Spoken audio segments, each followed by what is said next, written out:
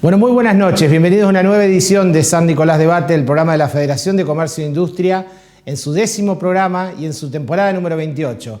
Una gran propuesta tenemos, como les decía, porque vamos a hacer un mix entre la cuestión nacional y la local, y la propuesta para esta noche va a comenzar con el ex senador nacional Eduardo Menem, hermano del expresidente fallecido Carlos Saúl Menem, y con él vamos a hablar de una mirada de la política nacional, de cómo ve la política, cómo ve la cuestión, digamos, de la Argentina del 2022, por supuesto, lo que está ocurriendo, pero sobre todo vamos a apelar a la memoria histórica para hablar, porque ha sido un protagonista central de los años 90 en su rol como senador y, por supuesto, hermano del expresidente Menem, cuáles fueron los detalles más salientes del gobierno de Menem, de los dos periodos, las cuestiones, las transformaciones, las reformas y sobre todo cuestiones que hoy siguen de alguna manera dando que hablar y que en esos años no se hablaba, como es la inflación. En minutos nada más, imperdible, con el doctor Eduardo Menem. Después vamos a dar vuelta a la página del segundo bloque y va a estar con nosotros el intendente municipal Manuel Pasaglia, y con él vamos a estar hablando de todo, primera vez en San Nicolás Debate 2022. Vamos a hablar de todos los temas de la gestión, de todo lo que ocurrió en el bloqueo de camioneros semanas atrás, de los eventos, de la mirada política, todo sin concesiones con el intendente Manuel Pasaglia. Y después, en el tercer bloque, vamos a estar hablando de un tema urgente: el empleo, las perspectivas, cuáles son las habilidades que hoy en día se requieren para los puestos que hoy en día el mercado está demandando, con un especialista en recursos humanos como es Soledad Leiva. Y al final del programa, un raconto de todo lo vivido esta noche y algunas cuestiones económicas de la Federación de Comercio. Como lo ve, imperdible programa, edición especial. Vamos rápidamente a los auspiciantes y ya estamos con el primer invitado.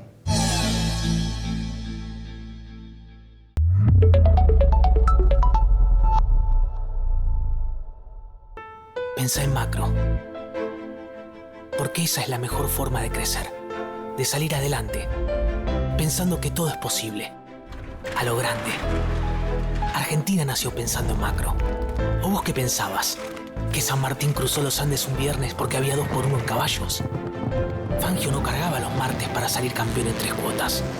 Los verdaderos sueños no tienen descuento. Podés preguntarle a tu abuelo si no. Otro que pensó en macro, soñando con un futuro grande, para vos y para los tuyos. Porque pensar en macro no es ir solo por tu sueño, es ir por el de todos. Y cada vez que lo haces, le das una oportunidad a alguien en lo micro. ¿Y vos, en qué estás pensando? Pensá en macro, que en la vida no hay reintegro de oportunidades. Pensá en un sueño y que el segundo no valga la mitad. Nunca. Pensá en hacer grande tu lugar. Pensá en Argentina. Pensá en macro. Pensá en macro.com.ar. Probser Grandes Movimientos. Movimentación Outsourcing in Company. Alquiler de máquinas con y sin chofer. Capacitaciones. Probser, servicio, versatilidad y vanguardia. Parque Industrial Comirsa, www.probser.com. Electromallas, Sociedad Anónima. Porque estamos desde los cimientos, acompañamos tu crecimiento. Electromallas, Sociedad Anónima, Álvarez 28, teléfono 443-5029. Hay un equipo que está acá, que cuando más lo necesitas, estés donde estés, vayas donde vayas, está siempre cerca tuyo. Grupo Asegurador La Segunda. En AES Argentina, renovamos nuestra identidad para continuar profundizando la transición hacia un futuro con energías renovables. Una nueva imagen, con nuevos colores, pero el mismo compromiso y energía de siempre. AES Argentina, acelerando el futuro de la energía, juntos.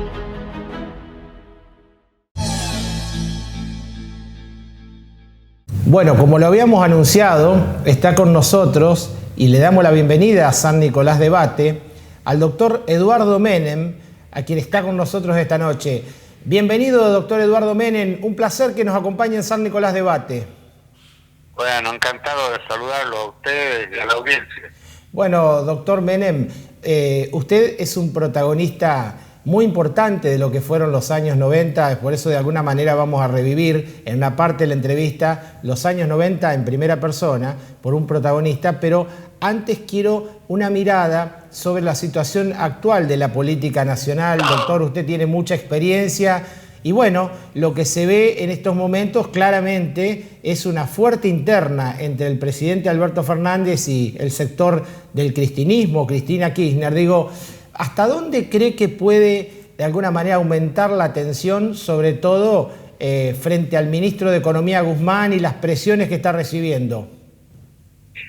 Bueno, eso lo pueden saber únicamente los protagonistas, ¿no? Es una situación muy desgraciada, muy desafortunada, en una situación en la que el país pasa por graves complicaciones de tipo económico y social, que el gobierno que tiene que solucionarla entra en interna, que son realmente, yo no recuerdo ningún gobierno que haya tenido internas tan feroces como esta, donde al presidente prácticamente le dicen de todo, mequetrefe, ocupa, le dicen que el poder no es de él, le hacen saber como si no se supiera.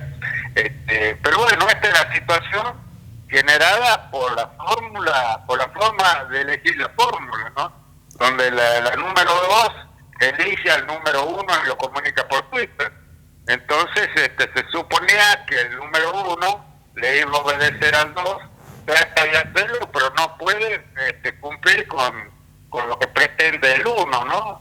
El 2, sobre todo en materia judicial, de la solución de los problemas judiciales que tiene la vicepresidenta, y entonces está ahí esa interna, que es muy, muy grave, mucho más grave de lo que la gente piensa, porque fíjese lo que ocurre ahora, va a tener que haber un ajuste en las tarifas, tendría que haber hecho hace mucho, bueno, se lo dejo estar, ahora va a parecer siempre importante, y el presidente va a cumplir con el fondo, porque tiene que ser así, tiene que ajustar, tiene que actualizar las tarifas, y el equipo de energía que lo colocó Cristina no quieren, Martínez, Basualdo, el hijo de la vicepresidenta, se oponen. Entonces, ¿en qué quedamos, no? ¿En qué va a terminar esto? Lo mismo va a pasar con el tema del agua, con el tema de otros servicios públicos, ¿no? Que por esa actitud populista de corto plazo no se quiso aumentar cuando había que aumentar para poder ganar una elección, bueno, y ahora estamos con esta situación tan difícil, ¿no? Bien, doctor, ahora lo quiero pasar un poco a un tema que nos convoca, y me refiero a una visión, a una mirada de lo que fueron los años 90.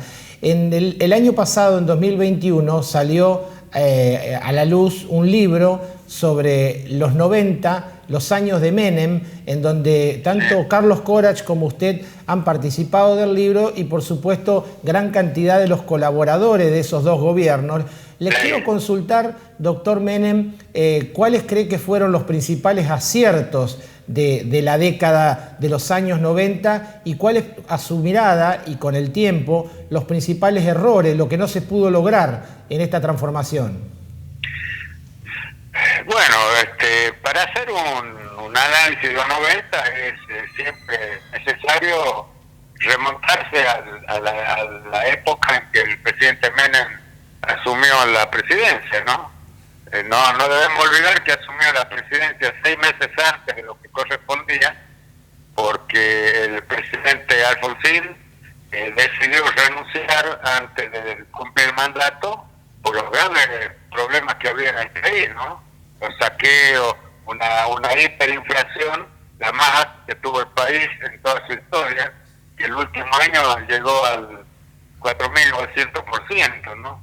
En julio, cuando juró el presidente Menem, la inflación en ese mes había alcanzado el 209%, ese solo mes de julio, lo cual revela, bueno, por eso se producían saqueos, el descontento, todos los días subían los precios 2 o 3 veces en los supermercados, es decir, la hiperinflación, que todos los que tenemos cierta edad la conocimos, ¿no?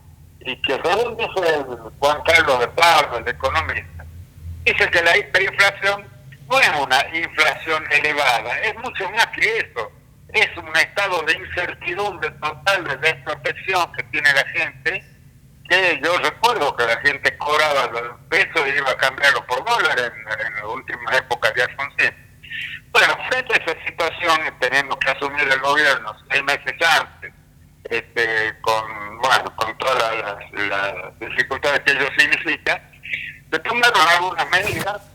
El presidente Menem tenía claro, cuando asume, qué es lo que había que hacer. No fue fácil los primeros tiempos, porque tuvimos también un pico hiperinflacionario en los 90 como consecuencia de la inercia que venía de antes.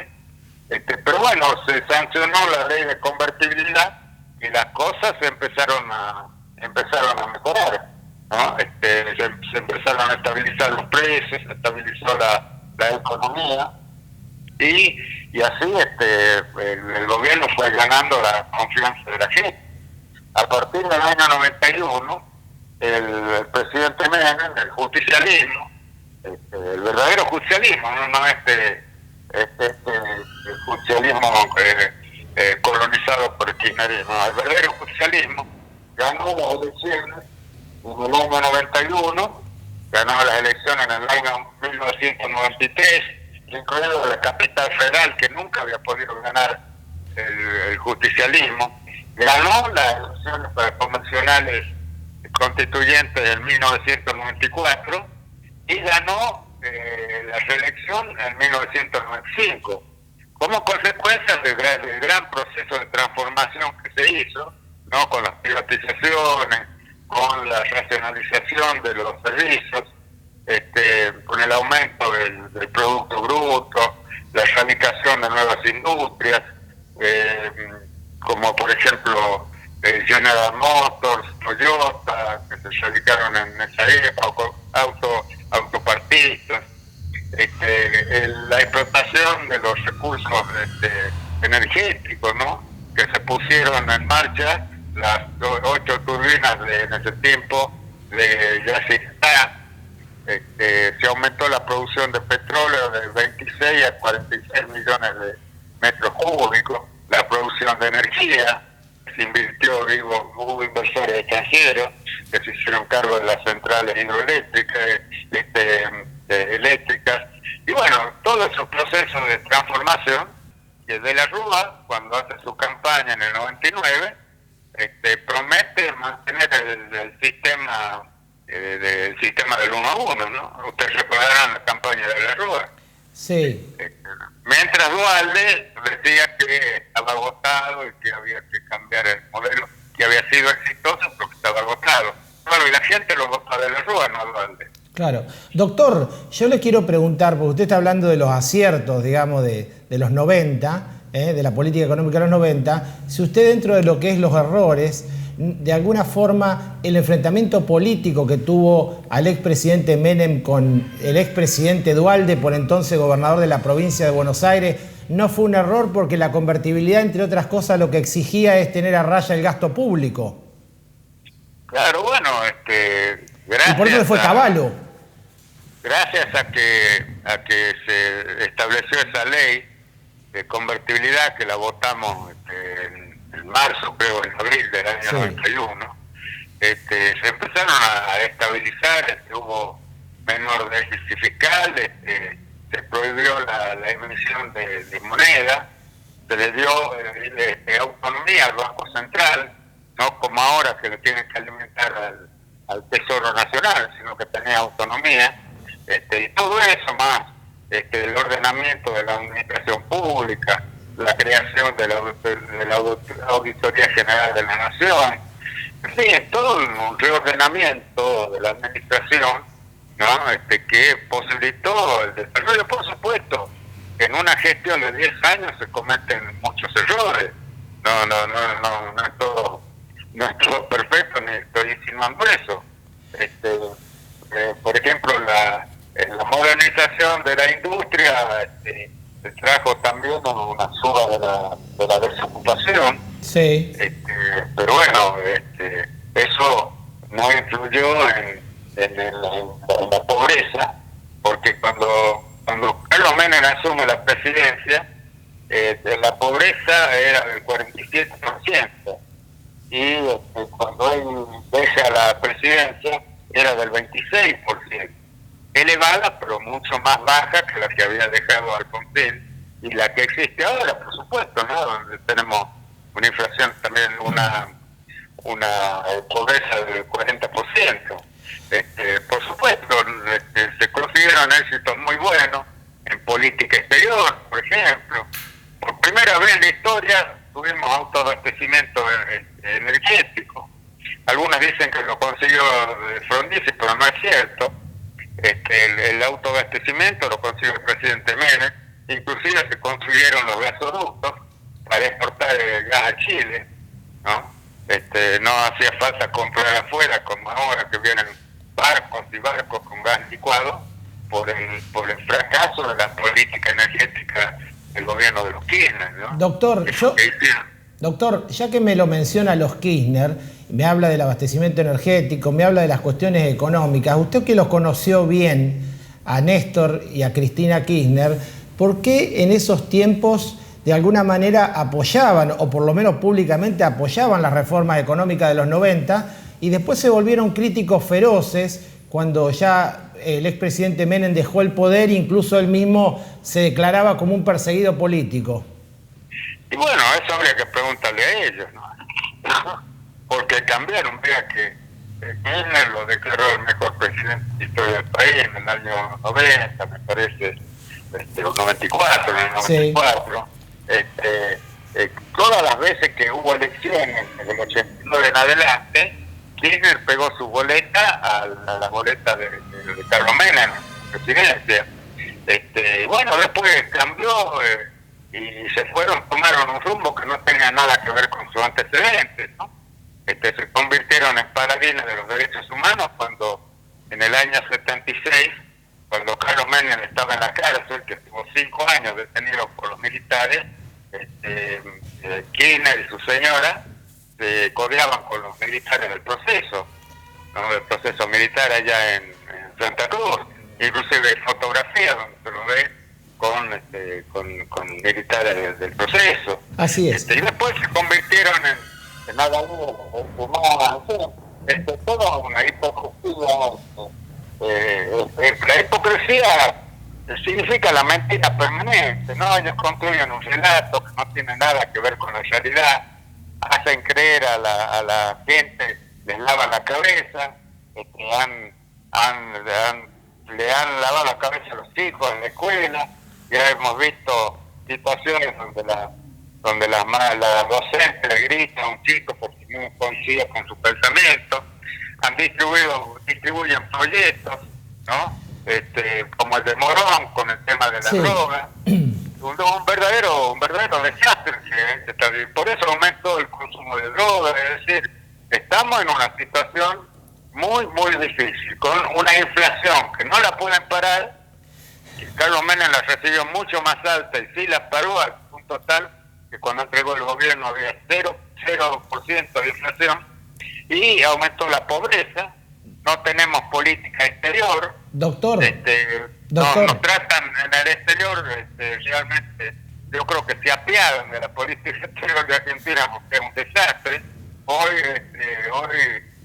un diario ruso, de Rusia, dijo que trató de traidor a Fernández porque dice en Rusia fue a decir una cosa y después dijo otra en Alemania y otra en Francia. No tenemos política exterior, acá se apoya a Venezuela, se apoya a Nicaragua. Doctor, sí. Le quiero hacer las dos últimas consultas, breve si puede, porque el tiempo se nos va, tenemos muchos invitados y agradecemos mucho su presencia. Y la primera, ¿cómo definiría usted el liderazgo político de Menem? Esa es la primera. Y la última, más allá de lo que fue la corriente del menemismo, ¿cuál cree que fue el principal cambio cultural de esos años, más allá de la transformación económica, para los argentinos? ¿De los 90? Sí. Bueno, en el término, no cabe duda, hasta los enemigos lo reconocen. Carlos Menem ejerció un fuerte liderazgo, ¿no? Basado también en sus decisiones, basado en que sabía el camino que tenía que recorrer, también basado en un carisma personal, en su acercamiento con la gente. a donde iba siempre era muy bien recibido. Ya lo hacía desde la campaña, la famosa campaña interna que le ganó a Cafiero, ¿no? En el 88.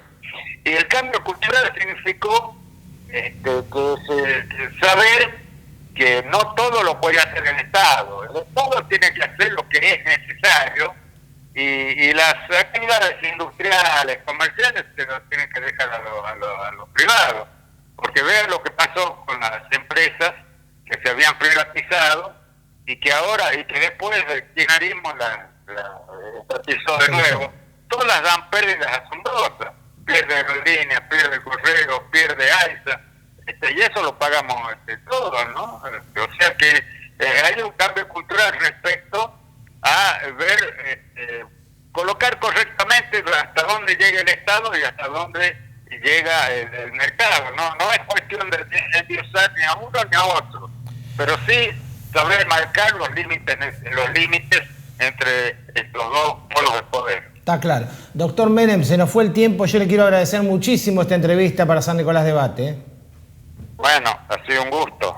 Muchas gracias. Saludo a toda su audiencia. Muchísimas gracias. Ha pasado el doctor Eduardo Menem, ex senador nacional, y bueno, hablando un poco de lo que fueron los años 90 y sobre todo una visión de los gobiernos de Carlos Menem. Ahora nos vamos muy rápido a la pausa. Y cuando regresemos ya está con nosotros el intendente municipal Manuel Pasaglia.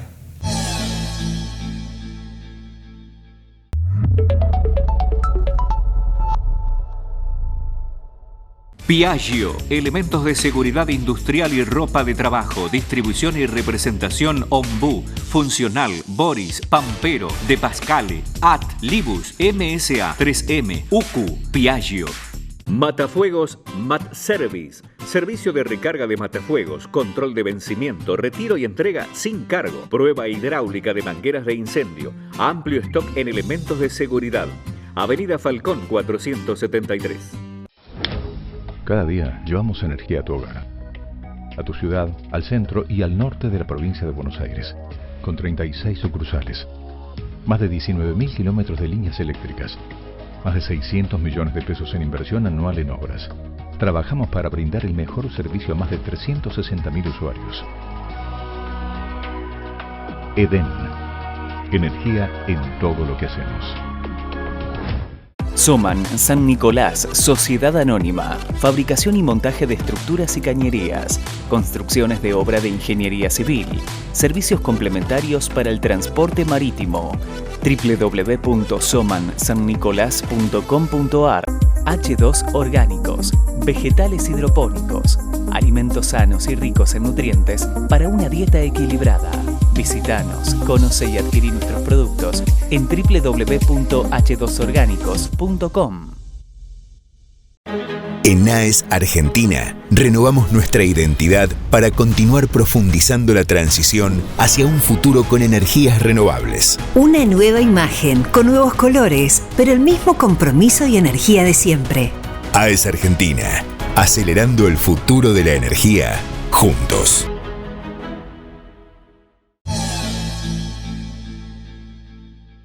Bueno, como lo habíamos anunciado, está con nosotros el intendente municipal Manuel Pasaglia. Buenas noches, Manuel. Bienvenido a San Nicolás Debate 2022. Un placer que nos acompañes. Buenas noches, Baltasar. Un gusto. La verdad que hacía mucho tiempo que quería compartir con vos. Bueno, muchas gracias y por supuesto la audiencia expectante, Manuel, porque hay muchísimo para hablar. Hay muchas cuestiones de la ciudad que se ha notado un claro avance y vamos a hablar de todo, pero bueno, vamos a ir por parte. Vamos a, de alguna manera, hacer una breve retrospectiva de lo que fue marzo 2022, apenas hace 2 meses atrás, con una nueva edición de la Expo Agro, con la novedad, la primera de la pospandemia, digamos así. Quiero que nos comentes un poco qué balance haces de esa muestra que de alguna manera le volvió a dar vigor a la actividad agropecuaria y por supuesto a la región. Bueno, primero me parece que es un orgullo para todos los nicoleños que podamos tener en nuestra ciudad a la feria agropecuaria más grande de Latinoamérica. Además, me parece un buen ejemplo de generación de trabajo para la ciudad, de movimiento, y también un mejor ejemplo de una de las cuestiones, de los pilares que necesitamos los argentinos para poder salir adelante, que es el trabajar todos juntos tirando el carro para el mismo lado, en los hechos, lo público y lo privado. Y ahí la Expo Agro es un claro ejemplo de eso, de el Estado municipal trabajando con exponenciar y con todo el campo, que es la fuerza productiva más grande de la Argentina, para que se pueda hacer la Expo Agro. Ese es el camino que necesitamos los argentinos para salir adelante. Trabajar en empleo genuino, público y privado, todos juntos. Y pueden venir todos a verlo en marzo, y el marzo que viene se va a poder volver a hacer. Bien, Manuel, en términos de lo que es el balance económico, digámoslo así, en torno a los expositores, a los negocios que desarrollaron, y también de alguna manera en cómo generó una dinamización de la economía local, ¿qué mirada tenés de ese evento? Mira, desde el punto de vista del campo, me parece muy bueno que se pueda juntar toda la industria, porque no es el campo, sino también es toda la industria del campo, los transportistas, la maquinaria, el que genera el acero. Desde ese punto de vista es una jornada inmejorable. Y desde el lado de la ciudad, yo creo que es muy bueno por dos cosas. Primero, porque la ciudad interviene durante todo el armado, el durante la feria y todo lo que es el desarmado posterior. Y además, por la generación de turismo que se da, la Expo Agro reserva 8.000 plazas hoteleras. 8.000 plazas. Todo San Nicolás, Ramallo, Varadero, San Pedro, Pergamino, parte de Rosario, vienen más de 160.000 personas. Entonces, yo creo, y además posiciona a la ciudad en un hecho positivo que sirve para que muchas personas empiecen a conocer San Nicolás, que es una de las dificultades que tienen las ciudades del interior, entrar en la escena nacional por cuestiones positivas. En general entran por un aspecto negativo, por algo malo que pasó. Así es. Manuel, en el marco de lo que fue la Expo Agro y todas las cuestiones positivas que de alguna manera comentás y que todos hemos vivido, también se dieron algunos hechos que te quiero consultar, que han sido de público conocimiento, porque se dieron en el marco de esta cuestión. Me refiero a la entrega de patrulleros y un cruce verbal con el ministro de Seguridad, Sergio Berni, en que, bueno, tuvo palabras hacia tu persona y bueno, queremos saber cómo te sentiste en ese momento. Hay mucha gente que no entiende cómo se dio esta dinámica en el cual se entregaban patrulleros y te estaban haciendo una entrevista. Contanos un poco cómo viste ese momento.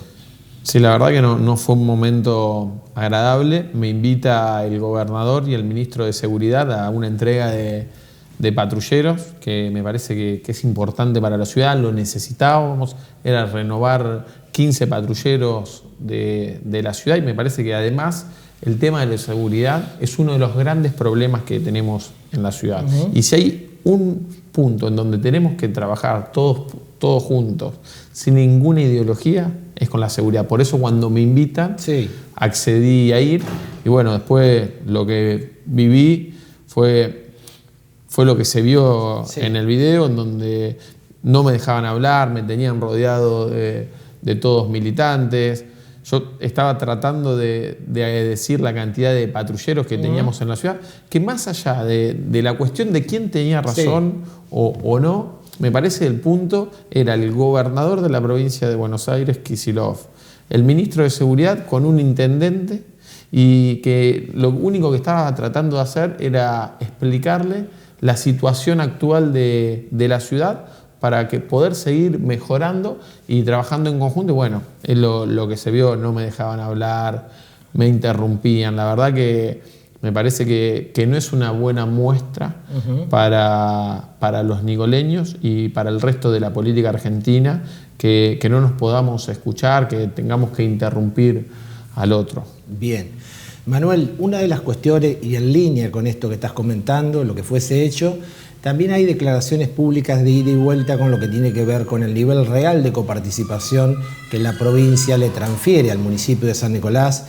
Sabemos que hay muchísimas obras que son con fondos municipales, pero ¿cuál es el nivel real de coparticipación? La coparticipación, para que entiendan todos los vecinos, corresponde por ley a todos los municipios y es automático.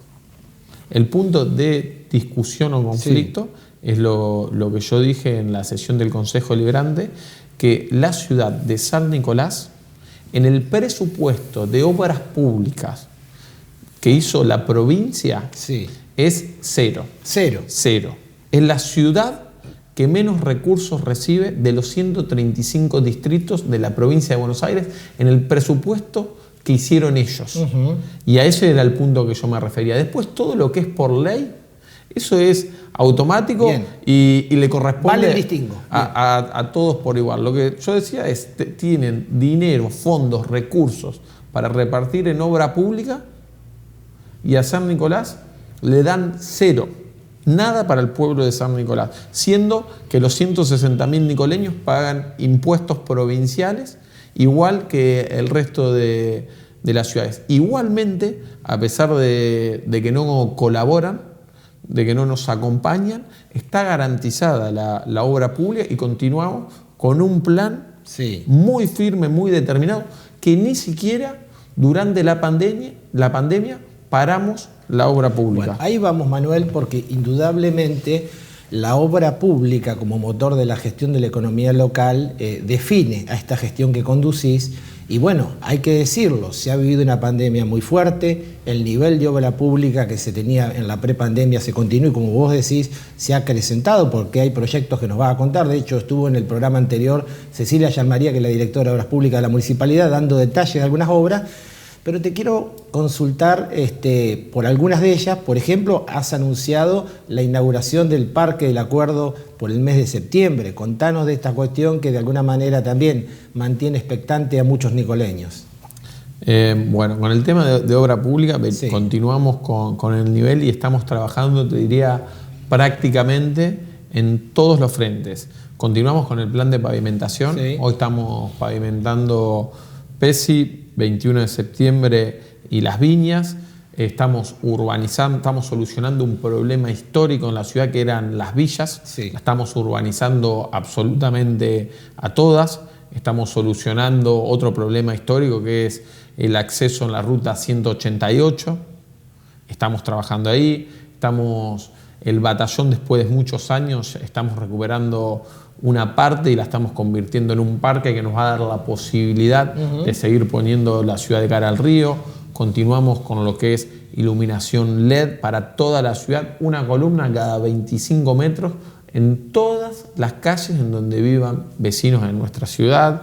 Continuamos con la obra del microcentro, terminamos la obra de la zona comercial de la zona sur, estamos trabajando en la segunda etapa del ecoparque, en la Costanera Alta, en la isla.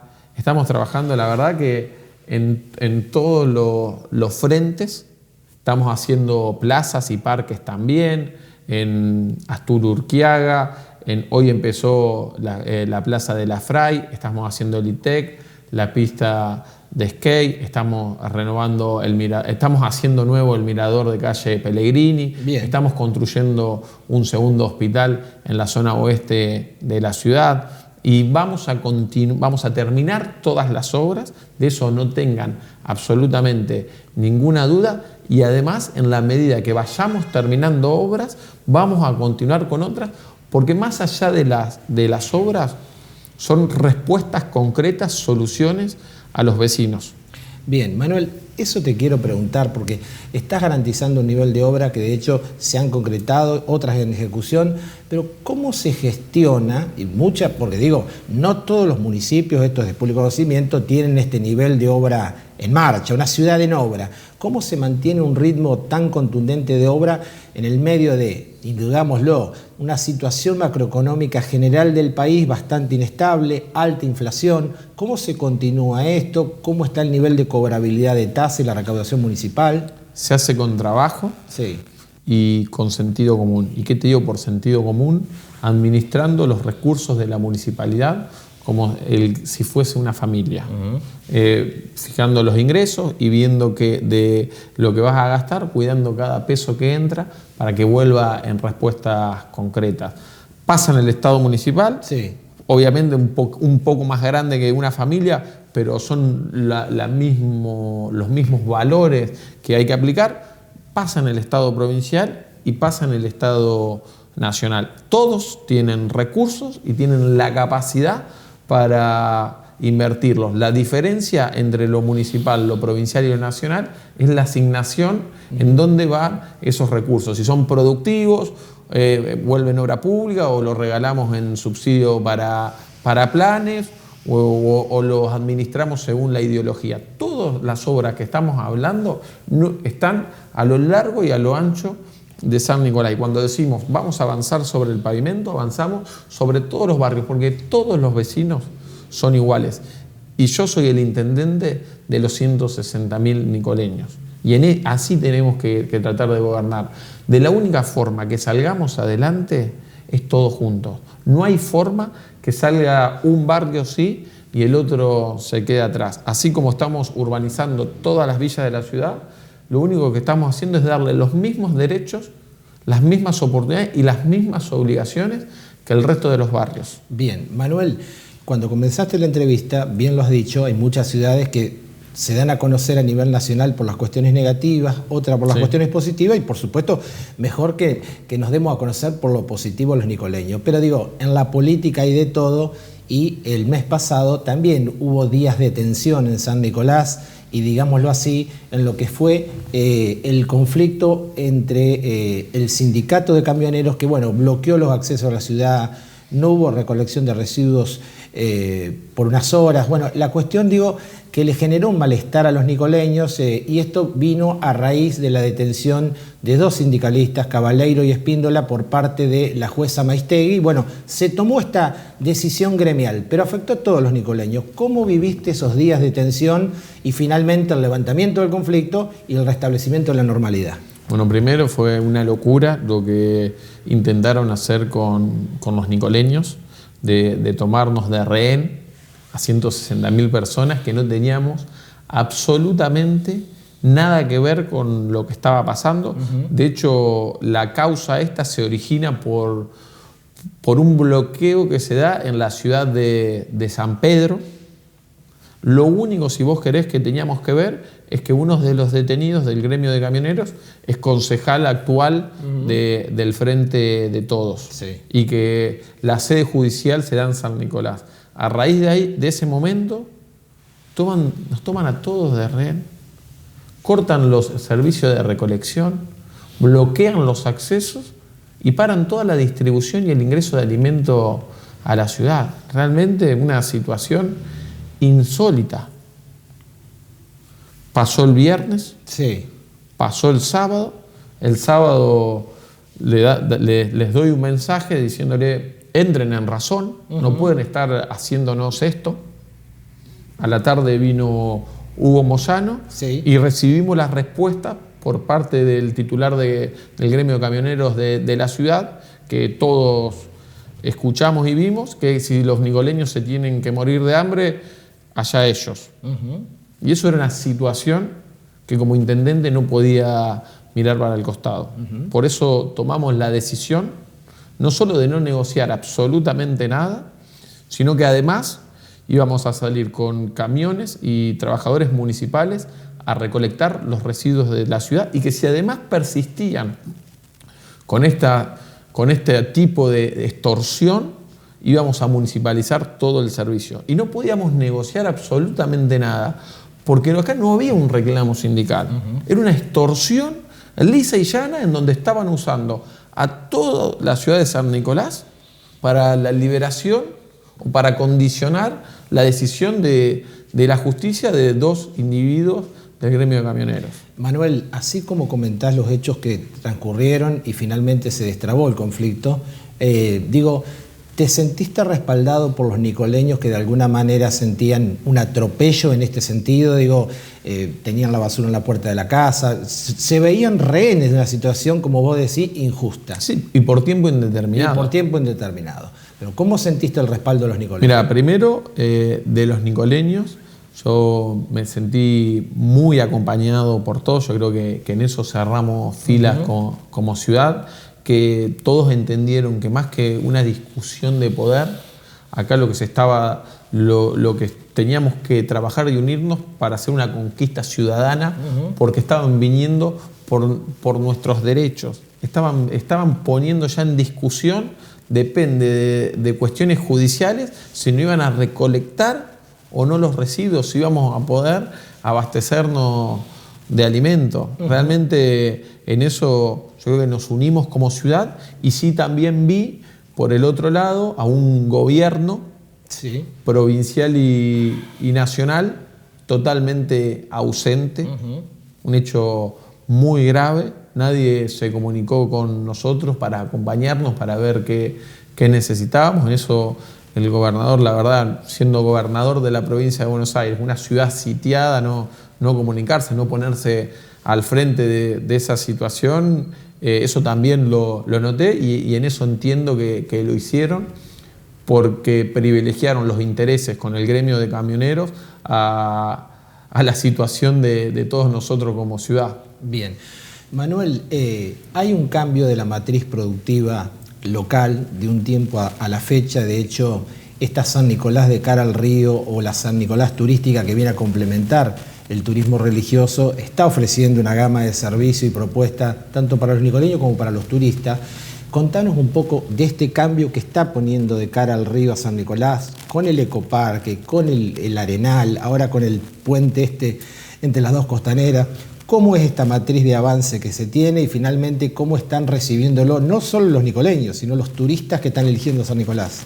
Bueno, eso era un poco como habíamos empezado al principio, y siguiendo el ejemplo de la Expo Agro, de trabajar en conjunto, de que no es el Estado municipal o el privado, sino que somos juntos empujando para adelante, generando trabajo y llevando soluciones a los vecinos.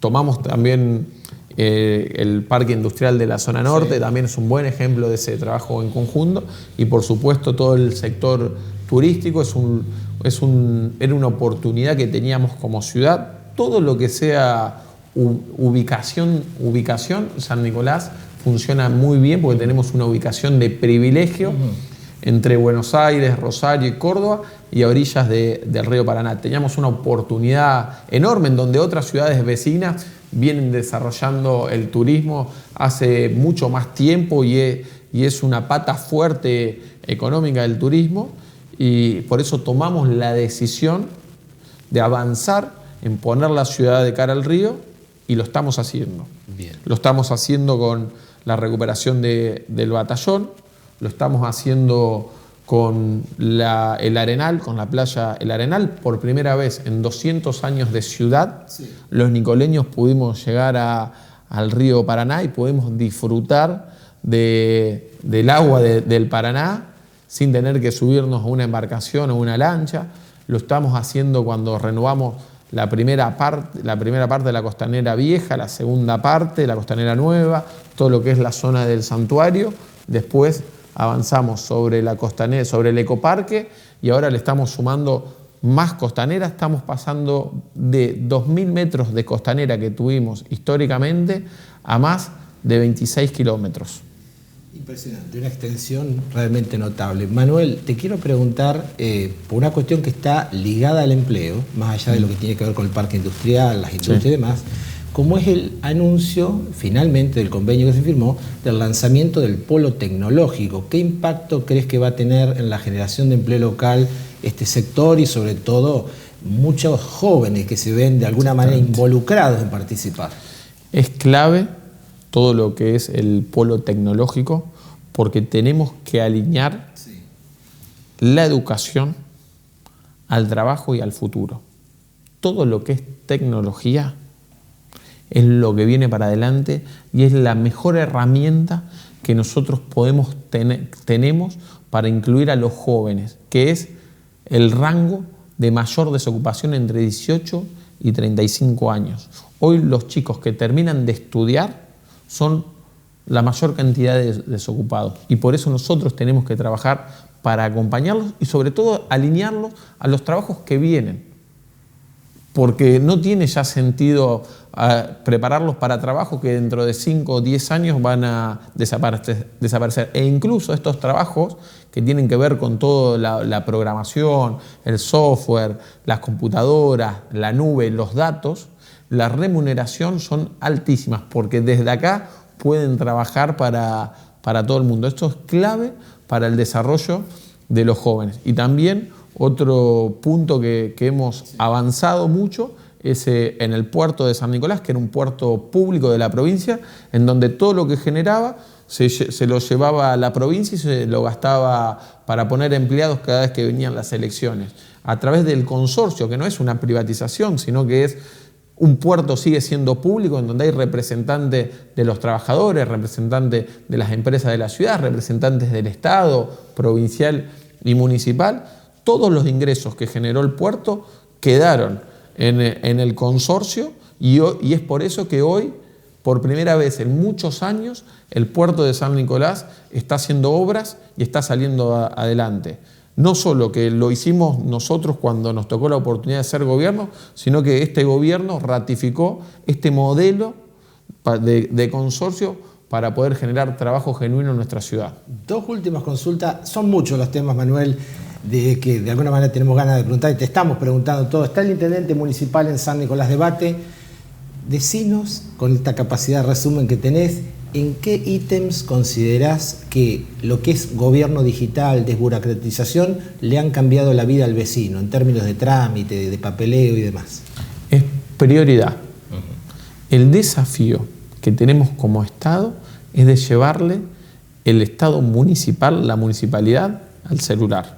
Nos permite facilitarle la vida a la gente y a nosotros estar cerca y ser parte de las soluciones y no un problema. Bien. La última, Manuel. Como dirigente, y de hecho es una realidad, sos el único intendente que participa de la mesa de conducción de Juntos de la provincia de Buenos Aires. Néstor Grindetti, que es intendente de Lanús, se ha ido de este espacio. ¿Qué cuestiones tratan en este espacio de trabajo? Y finalmente, ¿cómo te ves en 2023? Vos me vas a decir, falta mucho. Digo, ¿hay Manuel Pasaglia con otro periodo a nivel de intendente? ¿Pensás en alguna cuestión nacional en caso de que el gobierno de Cambiemos vuelva al poder? Bueno, primero, en la mesa de conducción de Juntos por el Cambio de la provincia, en la que participo, se tratan todos temas que afectan a los vecinos. En las mesas donde yo estoy es para hablar problemas que tienen los vecinos, para llevarles soluciones. Porque las elecciones pasaron ya hace mucho tiempo, los problemas que tiene la gente son graves, la están pasando mal y lo que necesitan es que nosotros le acerquemos soluciones. Yo no participo de mesas en donde hay cuestiones que no tienen que ver con las necesidades de los vecinos. Te pongo un ejemplo claro, el Consejo de la Magistratura. Me parece bien, es un tema importante, pero hoy los vecinos más que le piden a la política que le resuelvan el problema económico y a la justicia que meta preso a los delincuentes para que puedan vivir tranquilos. Y con el tema del 2023, la realidad, Baltasar, es que en Argentina los años políticos, con las situaciones que estamos, son muy cambiantes. Son, te diría, como el año de los perros, son 7 en 1, así que falta un año y pico. Y en años políticos son casi 10. Bien. Por eso me parece que si uno se enfoca en estar al lado de la gente, en darle respuesta, en escucharlos, después todo el resto se viene dando solo. Y también pensando que soy parte de un equipo.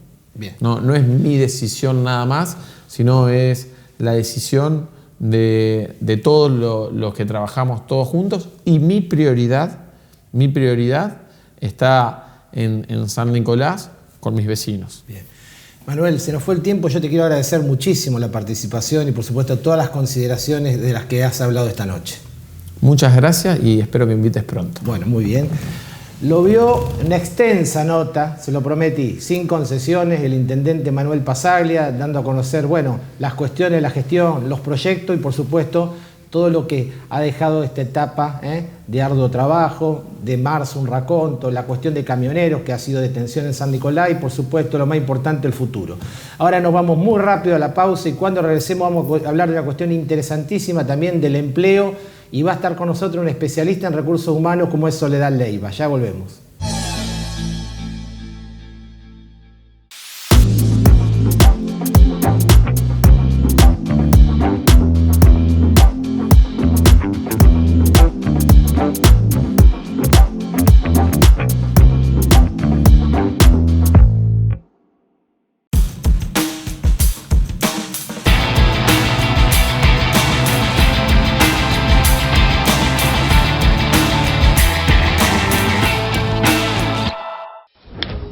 Cada día llevamos energía a tu hogar, a tu ciudad, al centro y al norte de la provincia de Buenos Aires, con 36 sucursales, más de 19.000 kilómetros de líneas eléctricas, más de 600 millones de pesos en inversión anual en obras.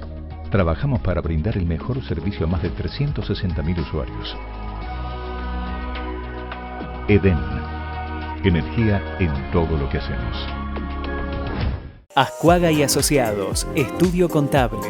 En San Nicolás, Chacabuco 66, primer piso. Y en Rosario, Corrientes 1489, cuarto piso, departamento 1. Administración@estudioascuaga.com.ar. Estaciones de servicios Shell Hipólito, SRL. Combustibles líquidos y GNC. Servicio de despacho de combustibles en zonas rurales e industrias. Servicio, calidad y seguridad en sus dos direcciones. Avenida Moreno, esquina Viale. Y Avenida Sabio, esquina Guido Hispano.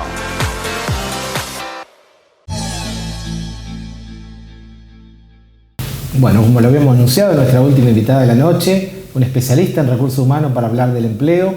Soledad Leiva, buenas noches, bienvenida a San Nicolás Debate. Gracias. Primero, muchas gracias por invitarme, estoy muy contenta de Bueno, estar nosotros aquí con también, ustedes. Soledad, porque siempre apelamos a la palabra de los especialistas y por eso te estamos invitando. Porque bueno, el empleo siempre da que hablar, más allá de la coyuntura, pero hay algo que nos pasó, fue la pandemia. Entonces, digo, en una mirada, ¿cómo fue el empleo en la pandemia y ahora ya en la pospandemia? ¿Cómo se han preparado las empresas? Sí, lo que pasó con la pandemia fue que todos nos enfrentamos a una situación totalmente inesperada y sobre todo las organizaciones que tuvieron que rápidamente adaptarse a un cambio justamente que no estaba planeado ni planificado. Entonces, en este sentido, se encontraron con tener que mantener la operatividad, cómo enviar a la gente a sus casas para seguir trabajando, ¿no es cierto? Las casas ya colapsadas por los chicos sin clases o con clases virtuales, las familias estresadas. Entonces, bueno, fueron muchísimos desafíos a abordar. Y en este sentido salió Recursos Humanos, ¿sí?, como la cara visible de todas las organizaciones, justamente a ocuparse de todos estos temas, que la gente en sus casas tuviera los medios para seguir trabajando. Hubo personas que estuvieron muy contentas de volver a sus hogares y desempeñarse desde ahí, y otros que ni siquiera tenían espacio físico, ¿no es cierto? O sea, que hubo un montón de cuestiones para tener en cuenta y que la empresa siga operando, ¿no es cierto? Así que el desafío fue muy, muy grande, ¿sí? Y en esto que te decía, recursos humanos como bomberos, tratando de rápidamente solucionar todos esos temas, ni hablar si un empleado se enfermaba, ni hablar todas estas cuestiones de cómo reemplazar, cómo seguir operando con toda esta situación. Luego, ¿qué pasó? De repente hay que volver, ¿no es cierto? Nos acostumbramos a trabajar de esta forma y de repente hubo que volver. Que algunos dicen el síndrome de la caverna. No tengo ganas de salir. ¿Cómo fue? Mira, en realidad lo que nosotros vimos, ¿sí?, es que la gente estaba con muchas ganas de volver. Ajá. Estaba con muchas ganas de volver a encontrarse cara a cara con sus compañeros de trabajo, ¿no es cierto? Si bien es verdad que hubo gente que estaba muy cómoda en su casa y que no quiso volver, primero por temor, porque no se sabía mucho de cómo, cuándo, qué iba a pasar, si me contagio y qué pasa con esto, pero la gran mayoría tenía muchas ganas de volver a encontrarse. ¿Por qué? Porque lo que se extrañan son los vínculos que se generan en los lugares de trabajo, ¿no es cierto? Entonces, desde este lugar muchas organizaciones pudieron hacer como un regreso pautado, ordenado, organizado, y eso también dio como tranquilidad para que la gente se sienta segura al momento de volver, ¿no es cierto? Así que en general estamos viendo esto, que la gente necesitaba, y sí, esto es importante remarcar, que ya no se volvió como antes. Bien. O sea, esto de la virtualidad también en parte vino para quedarse. Bien. Entonces, lo que se piensa, lo que las organizaciones empezaron a pensar en una modalidad mixta. ¿Sí? Ya no 100% virtual, no 100% presencial ni tampoco 100% virtual. Mixta. Sí. Soledad, te quiero preguntar hoy día, más allá de la coyuntura económica, ¿cuáles son los puestos que más está demandando el mercado? Sí, súper interesante tu pregunta, porque en realidad, más allá de los puestos, lo que nosotros estamos viendo es una escasez de talento, ¿sí? Más allá de puestos determinados, lo que sucede es que hay escasez de talento. ¿Por qué? Primero porque todo esto de la virtualidad facilitó que muchas personas trabajen para el exterior, ¿no es cierto? Así es. Si bien es una posibilidad enorme para las organizaciones, porque de repente determinados puestos vos podés tener una persona en Catamarca trabajando para una oficina de Buenos Aires o fuera del país, también mucha gente de acá se va trabaja para afuera, ¿no es cierto? Entonces eso también acota el universo de candidatos, ¿no es cierto? Entonces, en función de esta escasez de talento, ¿qué pasa? Las organizaciones detectan rápidamente cuáles son sus potenciales y los cuidan, ¿sí? Entonces, cuando de repente hay una vacante, es muy difícil poder cubrirla por esto, porque ya esta gente tiene empleo pleno, ¿sí? Pero más allá de eso, podríamos decir que el sector IT, todo lo que es tecnológico, tiene alta demanda, que si bien ya venía desde antes, con la pandemia se agudizó más, ¿sí? Y no me refiero solamente a ingenieros en sistemas, sino desde programadores para arriba, ¿sí? Son puestos muy, muy demandados. Y también hay posiciones como, por ejemplo, los comerciales. Nosotros trabajamos mucho con el rubro agro y los comerciales son súper, súper demandados, ¿sí? Son muy codiciados y también un rubro que termina siendo muy pequeño, ¿sí? Porque son muy especializados. Y después también todas las ingenierías son súper demandadas. Bien, también. Se nos vuelve el tiempo, la última consulta, y por supuesto comentás de la consultora, da para mucho, Soledad, estás dando un gran resumen. Pero la última, dame un par de tips de cómo prepararse para la empleabilidad, para ese televidente que está mirando, que por ahí está sin trabajo y quiere un tips para prepararse para la empleabilidad. O sea, para la persona que está buscando trabajo. Bueno, primero, armar un lindo currículum que sea atractivo. Un currículum que no tiene que ser ni muy largo ni muy corto, pero que diga sí lo esencial que tiene que tener, ¿sí? Un currículum que no más de 2 hojas, por ejemplo.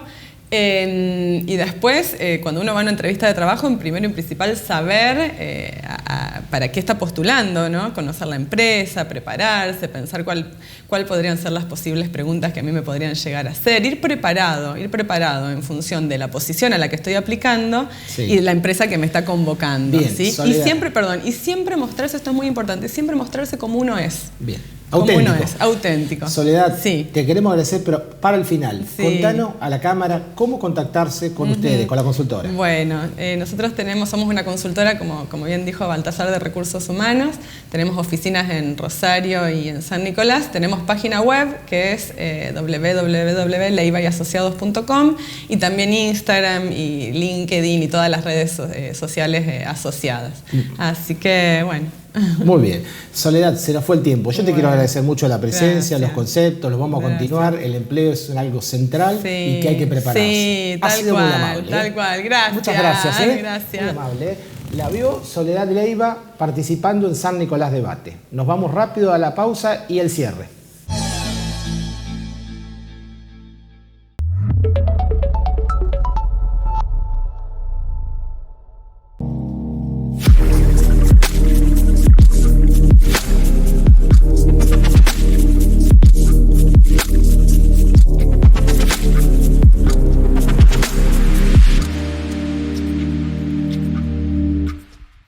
IAS, Instituto Argentino de Siderurgia, Controles Ambientales, Sustentabilidad Energética y Reciclo de Materiales, Ensayos Químicos y Físicos, Diagnósticos sobre Procesos, Cursos Internacionales e InCompany.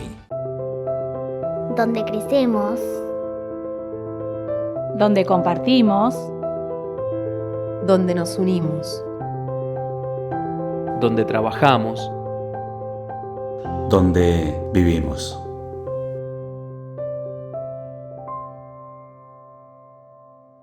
Polibás, autoservicio de embalaje, atención a comercios y empresas, cotillón para fiestas. Polibás, Belgrano, esquina Urquiza.